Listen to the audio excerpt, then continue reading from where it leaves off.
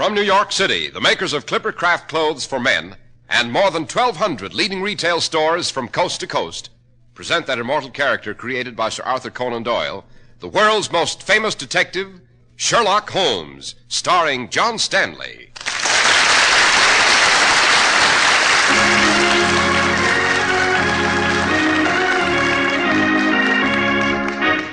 This week's story, The Adventure of the Curious Crypt. Holmes, it's cold down here in this tomb. Black as pitch. Can't see a thing. Quick, Watson, the lantern. Let's look about and see if... Holmes, listen. Someone's walking on the roof of the tomb. Yes, Watson. We have a visitor. And he's opening the crypt door.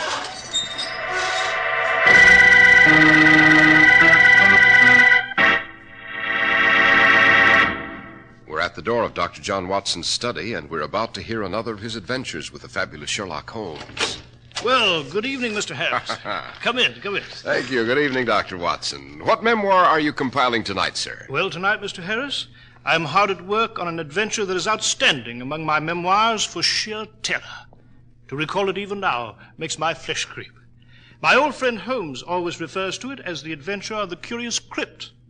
And after you acquaint our audience with the facts on Clippercraft clothes, Mr. Harris, I shall proceed with this remarkable story. Thank you, Doctor. Some hot, sticky morning, you gratefully put on your Clippercraft summer suit. You are comfortable all day long. And that evening, people remark how nice and cool you look. And you do, because your Clippercraft lightweight suit retains its smart appearance long after other suits are heat-crumpled and sagging. Clippercraft suits stand up so amazingly well because they're fashioned by master tailors from fine selected fabrics of porous weaves that are designed to keep you cool. And you pay very little for all that extra quality, only $33.75 to $42.50 for a tropical weight Clippercraft summer suit. You save through the unique Clippercraft plan, whereby more than 1,200 independent merchants from coast to coast pool their tremendous buying power. You get the benefit. Wear a Clippercraft summer suit, look much better, feel much better, and save real money.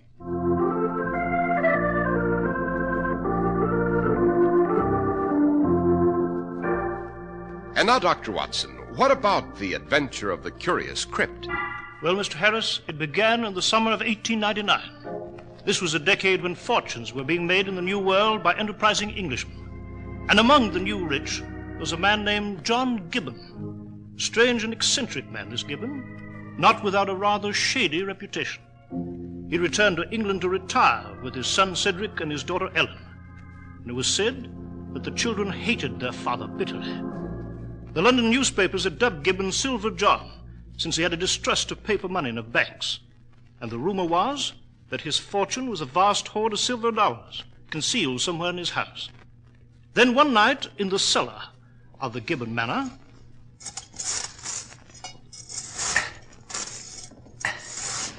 It's around here somewhere. Money's buried somewhere, and I... Cedric, answer me. Oh, you're digging in the cellar again, eh? You stupid young fool. Father, I've... Trying to find my money, eh? Trying to rob me, you young whelp. I've begged you for an allowance, Father. Even a loan. Yes, well, you'll rot before you get a penny, do you hear? I spent hard years in Canada, risked my life to make my fortune. I know. I know all about it. And if you think I'm going to let a dissolute son and an extravagant daughter bleed me into bankruptcy, you're wrong. I see. You spent a fortune just for that mausoleum of yours at Kensington Cemetery with your statue on top of it. And yet not one penny for your own daughter and son. My daughter and son? You want nothing from me but my silver dollars. Nothing. But you'll not get them. Not even after I've gone. Why, you contemptible old blackguard. You rotten miser. Cedric, what? I ought to choke the life from you. Cedric. Curl my hands around your scrawny neck like this. No, don't. It's murder, do you hear?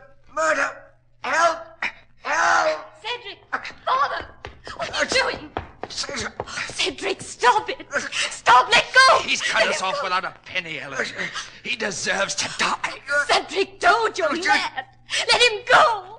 Please, All let right, him go.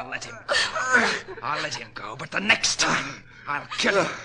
As heaven's my witness, I'll kill him. Get out. Get out, you young whelp. Get out of my house before I call the police.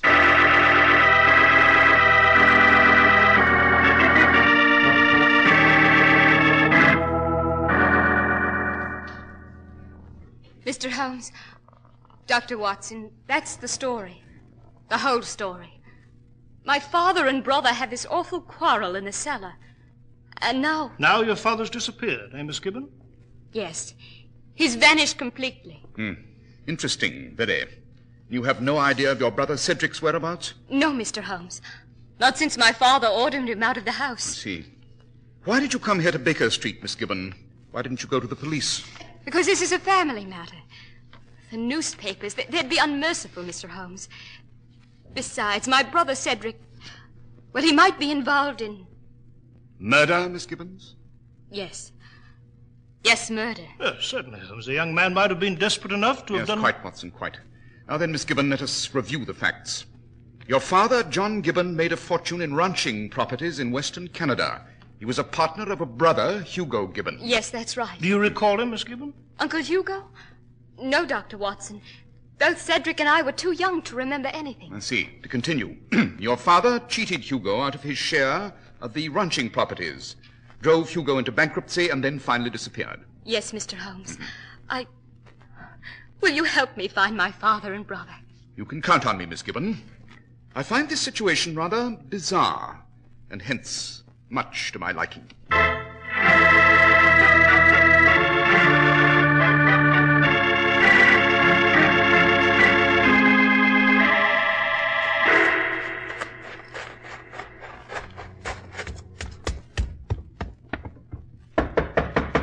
Open up. Open the door, caretaker. What is it? What do you want? I want to get into the cemetery. Unlock the gate. Sorry, sir, it's past midnight. We don't allow visitors in Kensington Cemetery after dark. Look here, caretaker.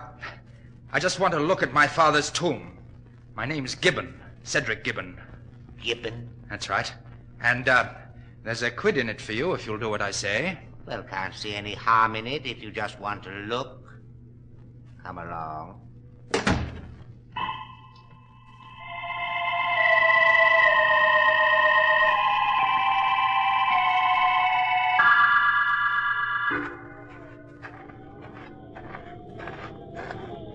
Let's see. That's it. My father's tomb, curse him. There's his statue on the roof. Egotistical old fool. No. No! Welcome to Kensington Graveyard, Cedric. No, please! Don't!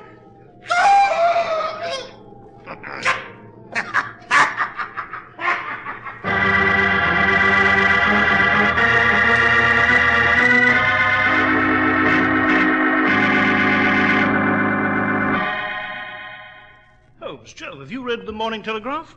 No, I haven't, Watson. What is it? Cedric Gibbon, he was seen last night. Indeed? Where? As he entered the Kensington Cemetery shortly after midnight. And he never came out again. The cabby who drove him there, the caretaker Malsby who admitted him, both identified young Gibbon. That isn't the end of this devilish business. What else is there? Well, both the cabby and caretaker swore they heard Gibbon scream. After that, a kind of wild and weird laughter coming from the graveyard. I see. And, of course, the police have already blundered into this case. Yes, they have. They searched the cemetery and found nothing except for Gibbon's footprints and... Well, by Jove. Well, what is it? Well, according to this newspaper account, the footprints ended abruptly on the cemetery road, as though Gibbon had been picked up by some... Watson, get your hat and stick. Must be off to Kensington Cemetery at once.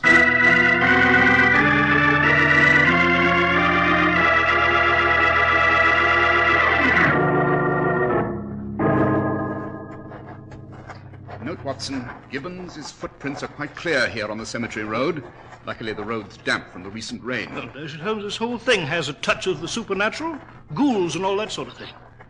Who do you think did that weird laughing? We shall find out in good time, my dear fellow, I assure you. And... Aha! What is it, Holmes? Note, Watson, observe. The footprints. Joe, that story in the Telegraph is accurate. The prints do end abruptly. Not quite, Watson, not quite. Eh? What do you mean?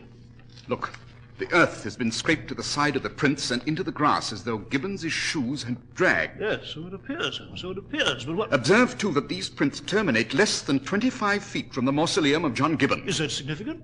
Very. Yes, but why, Holmes? What did you... Later, Watson, later. At this moment, I should like to examine the roof of the tomb. The roof so jealously guarded by that marble image of the eccentric millionaire, John Gibbon.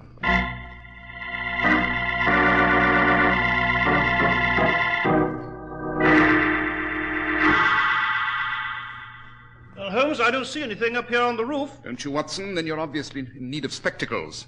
There are definite scratches on the polished stone surface of this crypt roof. Yes, Joe, you're right, Holmes. And what's more, they lead to this tightly locked door. Come, Watson, we must be off. Where to, Holmes? First, a talk with the caretaker, Malsby. And then we shall return to this crypt later. You see, I'm convinced that this tomb contains some devilish and macabre secret, Watson. And I propose to enter it tonight.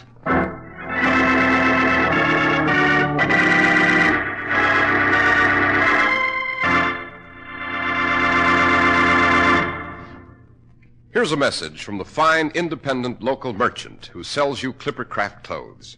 He points out that there's so much difference between an ordinary suit and one that has been scientifically designed for summer wear. And that's precisely what you get in a Clippercraft summer suit. Clippercraft master tailoring, plus the finest of summer fabrics, woven with millions of tiny windows to keep you cool.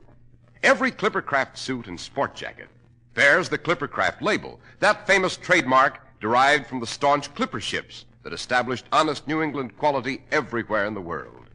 Clippercraft lightweight suits at only $33.75 to $42.50 give you remarkable value. Yes, this summer, just as all the year round, you can always rely on Clippercraft suits and the fine local independent stores that proudly sell them. That's why men who know insist on Clippercraft clothes bearing the Clippercraft label. So be sure to visit the Clippercraft store in your city. These leading stores in the metropolitan area are proud to add their names to Clippercraft in your suits, sport jackets, and tropicals. In Manhattan, John Wanamaker Men's Stores, Broadway at 8th and 67 Liberty Street. Saks 34th, Broadway at 34th. In Brooklyn, Abram and Strauss. In Newark, New Jersey, Boulevard Men's Shop, Kresge, Newark. And in Jamaica, the B&B Clothes Shop, 16408 Jamaica Avenue.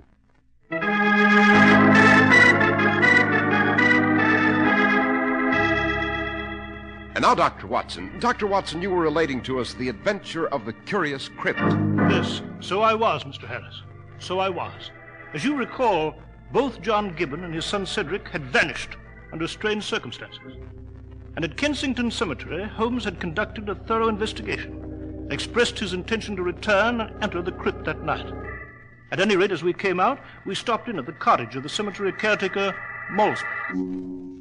You heard a scream, Malsby, and then a kind of wild laughter. Is that correct? Yes, Mr. Holmes, it was terrible, terrible. Enough to chill a man's blood. Yes, I see. A question, Malsby. Yes, sir? The rules on the entrance sign state specifically that no visitors are allowed in Kensington Cemetery after dark. How does it happen that you admitted Gibbon through the gate? Well, Mr. Holmes, he was John Gibbon's son, and the old gentleman's an important person here, so to speak. Built the biggest tomb in the graveyard. I couldn't very well refuse his son. And as he said, he only wanted to take a look at his father's tomb. It didn't strike you strange that he wanted to view the crypt in the dead of night? Well, no, sir. We get some pretty queer customers visiting the cemetery. Yes, I see. One more question, Malsby. Have you ever met John Gibbon? The old gentleman? Yes. No, Mr. Holmes. I've only been here a month or two. The only part of Mr. Gibbon I've met is that stone statue of him on the crypt roof. I see. Well, Malsby, at the moment there's no more information we require. Thank you. Yes, sir. Come, Watson, we must be off. Well, Holmes, afraid we didn't find out much there. Oh, on the contrary, Watson, we did. Eh? What? Surely you've noticed that Malsby was slightly bow-legged. Bow-legged? Holmes, what did you suspect? Moreover, his eyes were watery blue and squinted. Well, dash it all, suppose they did. What's a man's eyes and legs got to do with it? Merely details, Watson. Perhaps significant, perhaps irrelevant. What is it, Holmes? Look here on the path, Watson. A silver dollar. Yes, so it is, so it is. But what is that? Rather unusual, don't you think, Watson, to find a silver dollar lying on the ground outside an English cemetery? I suppose it is. Yes, quite. I'm beginning to see the pattern here of a devilish and ingenious plot. When we return to the graveyard here tonight, I hope to unearth the last few missing threads.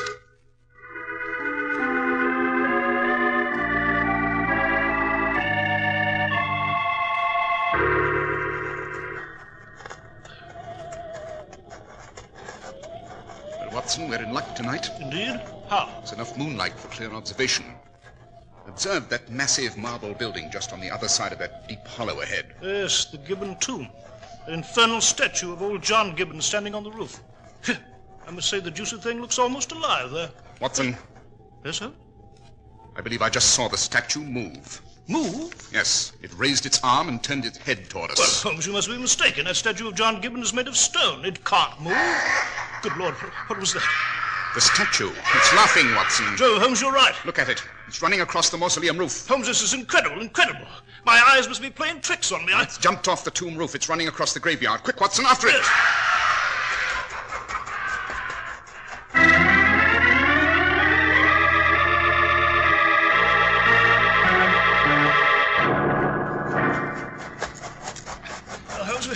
Holmes, we lost sight of it. We ran down into that hollow.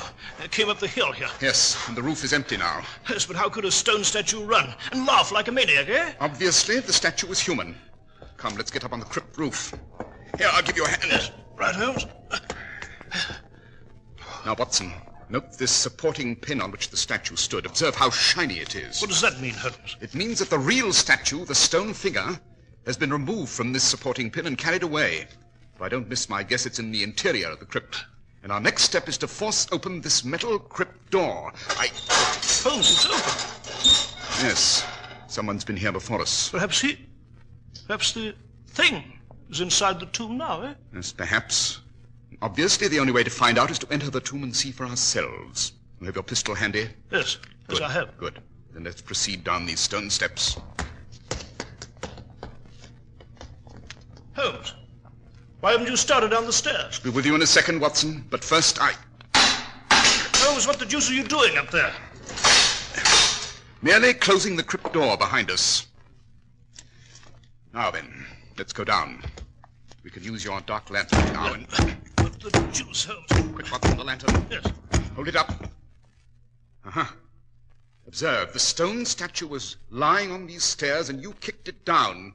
And by its sound, it's a hollow affair, probably a marble surface over a plaster base, and easy enough for a strong man to lift. Now, suppose we go down to the crypt itself.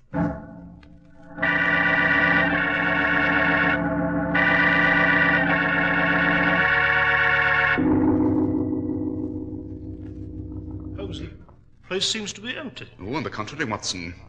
Look in the corner. Good Lord. There, Precisely. 2 bodies. One John Gibbon, the other his son Cedric. the marks on the neck have been strangled. Yes, they have indeed, in a fiendish and unique way, I might add. What is it, Holmes? There's a silver casket here on this raised platform. Another whim of the eccentric old gentleman John Gibbon. Holmes, you're not going to open it? I am indeed. Holmes, good heavens. Yes, Watson, as you see, it's full of silver dollars and... Watson, listen. Yes, footsteps on the crypt roof. Quite. We have a visitor. The fiendish killer. Quick, out with that lantern. Good evening, Mr. Holmes, Dr. Watson. I left the crypt door open for you. You walked right in, you fools. You walked right in. Holmes, who is it? It's quite obvious, Watson. This man is Hugo Gibbon, alias Malsby the caretaker. Hugo Gibbon? Precisely, the brother of old John Gibbon and his former partner. Yes, Mr. Holmes, you are very clever. I am Hugo Gibbon.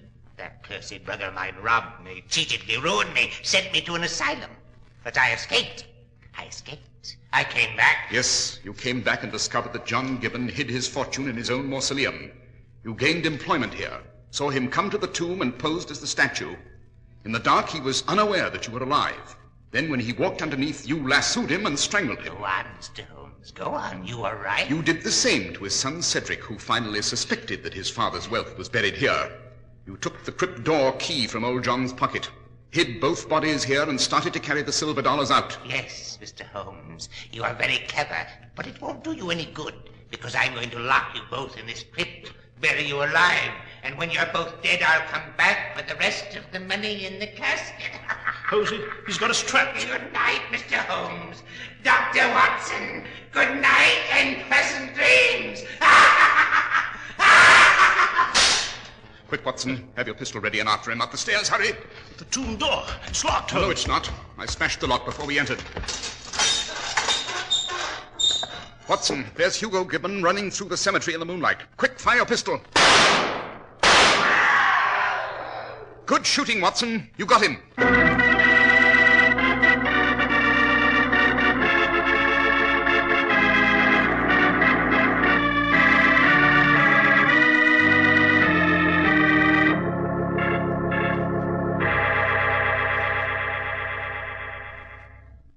Well, Watson, our man Hugo Gibbon is safely in the custody of Scotland Yard. Your shot was not fatal, but he will pay his debt to the Crown. You know, it seems incredible, Holmes. So Gibbon, alias Malsby, hid the real statue in the crypt, posed on the roof himself, and lassoed his unsuspecting victims, eh? Exactly. You will recall how the footsteps ended, but the marks on the grass indicated that something had been dragged across it.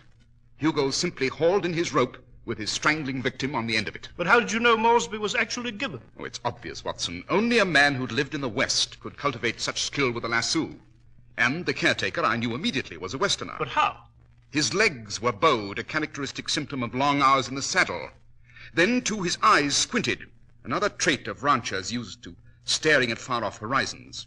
Naturally, I thought immediately of John Gibbon's brother and old ranching partner, Hugo. And the silver dollar you found near the cottage convinced you that he had robbed the tomb? Quite. You know, Holmes, I must congratulate you. I've never seen you conduct a more brilliant investigation. Thank you, Watson. I am, as you know, fundamentally a man of modesty. Shall we merely call it extraordinary? Let it go at that?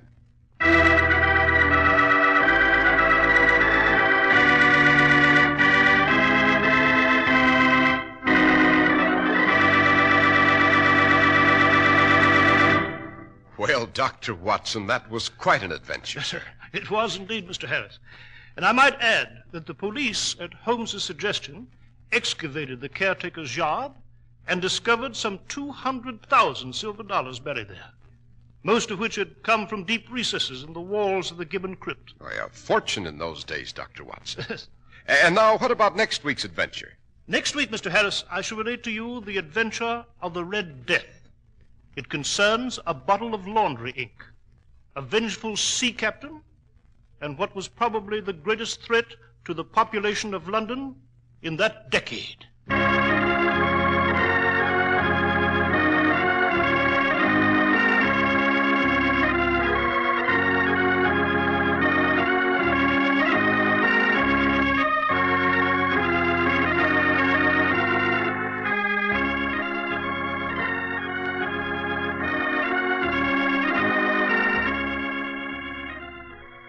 The makers of Clippercraft clothes and more than 1,200 stores from coast to coast have brought you another in the new series of broadcasts featuring the world's most famous detective, Sherlock Holmes.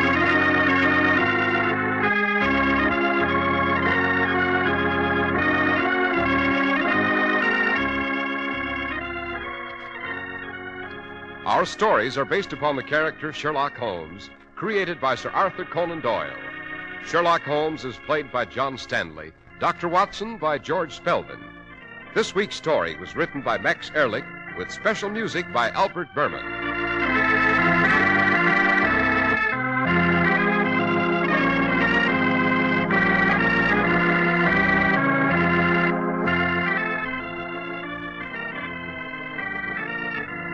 If you don't know your Clippercraft dealer, write Clippercraft, 200 Fifth Avenue, New York City. Be sure to listen next week to Sherlock Holmes in The Adventure of the Red Death. This is Cy Harris speaking for Clippercraft Clothes.